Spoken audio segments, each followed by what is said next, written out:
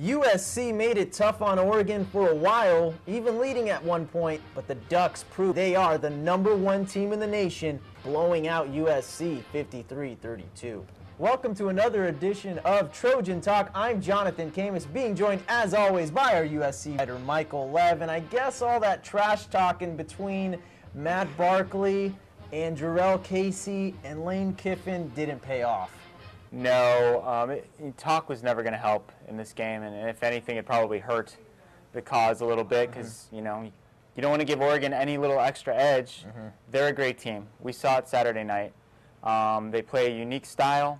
Have you ever seen an offense like that? I mean, they score, what, an average a minute 30 seconds? It's crazy. I never have. Essentially, it's a hurry-up offense for the entire game. Yeah. It's not a no-huddle. It's not a 2-minute drill. It is a hurry up to the line, snap the ball.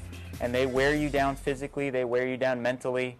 We saw it Saturday night, and now it's up to the Trojans to try to recover from that. Yep, and defensively as well. I read today that Kiffin believes that Barkley was blitzed 80% of the time, and that could have led to his poor play, considering what he's done in the past couple weeks. Well, the pressure's not going to stop this week. I mean, Arizona State is a very good defense.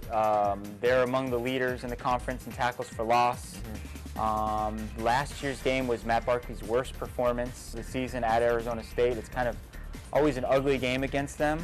So, USC's going to have to shore up its offensive line. I think they're going to need to, come up with some plays, some easier completions, some 4- and 5-yard quick hitters, more slants, maybe get the running backs a little bit more involved in the passing game, get the ball out of his hands so that the pressure can't get there. Trojans have lost 3 of their last 4 games. That hasn't happened in a while, and USC fans are all over Monty because that cover 2 defense is not working. Oregon was a step ahead all night on offense.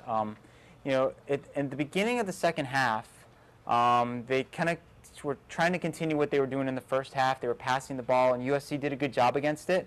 So what happens the next time out? LaMichael James left, LaMichael James right. They totally switched up to a little bit more methodical running attack, and it worked extremely well. So, they beat him with the play-action pass in the first half. They beat him with the running game in the second half. Whatever the defensive scheme is, you can't leave these gaping holes in the middle of the field, and that was a huge problem for USC in that game. Oregon is scary. They can beat you in so many ways, and I think they're on their way to a national championship. An interesting call here in the game. Lane Kiffin was trying to audible on the sidelines right before the snap. Barkley looked over like to say, "What?"